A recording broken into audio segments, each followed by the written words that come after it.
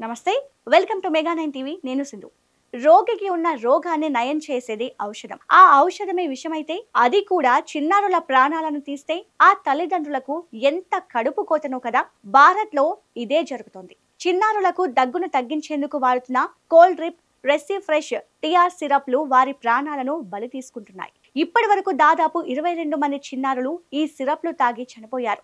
ఇంకా పెరిగే అవకాశం ఉంది. ఇది మొదటగా జరిగింది మధ్యప్రదేశ్లోనే. అక్కడి చిన్నారులు దగ్గుమందు తాగి ప్రాణాలు కోల్పోయారు. ఇదే సీన్ రాజస్థాన్ లో కూడా రిపీట్ అయ్యింది. అక్కడ 3 చిన్నారులను బలికొంది ఈ దగ్గు సిరప్.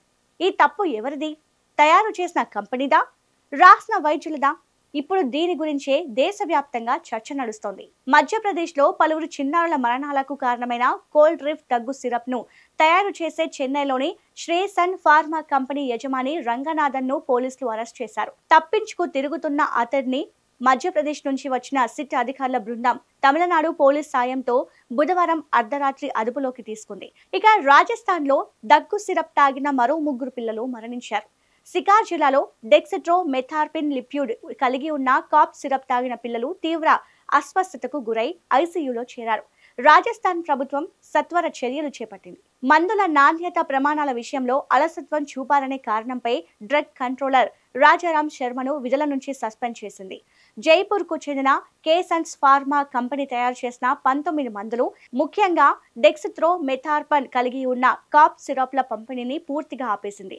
2012 నుంచి 10,000కు పైగా శాంపిల్స్ పరీక్షించగా 42 మందుల నాణ్యత ప్రమాణాలను విరుద్ధంగా ఉన్నాయని RMSCL ఎండి ఫుక్రాన్ సేన్ తెలిపారు. ఈ నేపథ్యంలో రాజస్థాన్ ముఖ్యమంత్రి భజన్ లాల్ శర్మ ఈ అంశంపై హై లెవెల్ ఇన్వెస్టిగేషన్ కు ఆదేశాలు జారీ చేశారు. మందుల నాణ్యతపై ఎక్స్పర్ట్ కమిటీని ఏర్పాటు చేయాలన్నారు. డ్రగ్స్ అండ్ కాస్మెటిక్స్ రూల్స్ ప్రకారం పిల్లలు, గర్భిణులకు సంబంధించి ప్రమాదకర మందుల వార్నింగ్ లేబుల్స్ తప్పనిసరి అన్నారు.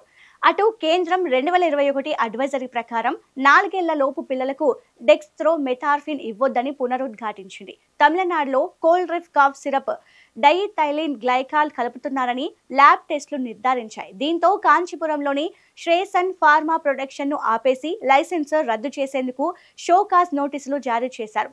ఈ సిరప్ మధ్యప్రదేశ్, రాజస్థాన్ కు సరఫరా అయినట్టు నిర్ధారించారు. అయితే ఈ కల్తీ సిరప్లు తాగిన వారంతా కూడా 5 సంవత్సరాల లోపే వారే. కోల్డ్ డ్రిప్ కాఫ్ సిరప్ లో ప్రమాదకరమైన రసాయనాలు ఉన్నాయి. వాస్తవానికి దగ్గు మందులు రసాయనాలు కలపడం నిషేధం. కానీ ఆ కంపెనీ ఆ నిబంధనలను పూర్తిగా తుంగలో తొక్కింది. అంతేకాదు, అడ్డగోలుగా కోల్డ్ డ్రిప్ కాఫ్ సిరప్లు విక్రయించింది. వైద్యులకు తాయిలాలు ఎరవేసి కోల్డ్ డ్రిప్ కాఫ్ సిరప్ ను పిల్లలు తాగేలా చేసింది. మొదట్లో కోల్డ్ డ్రిప్ కాఫ్ సిరప్ తాగిన పిల్లలు బాగానే ఉన్నారు.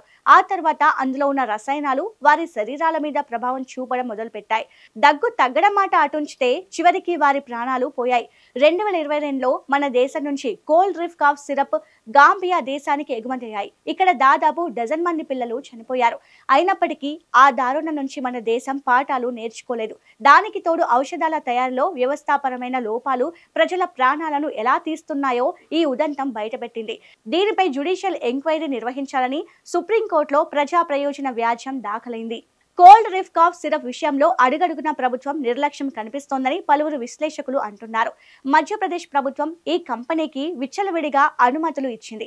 అధికారులు కూడా తనిఖీలు నిర్వహించడం విఫలమయ్యాయి. కోల్డ్ డ్రిప్ కాఫ్ సిరప్ ను తమిళనాడు రాష్ట్రానికి చెందిన శ్రీసన్ అనే కంపెనీ తయారు చేసింది. ఈ కంపెనీ నిబంధనలు పాటించకపోగా ప్రమాదకర రసాయనాలను కలిపింది. వీటి వల్ల చిన్నారుల ప్రాణాలు గాలిలో కలిసిపోయాయి. ఈ రసాయనాల వల్ల చిన్నారులు మెల్లిమెల్లిగా మరణానికి దగ్గరయ్యారు.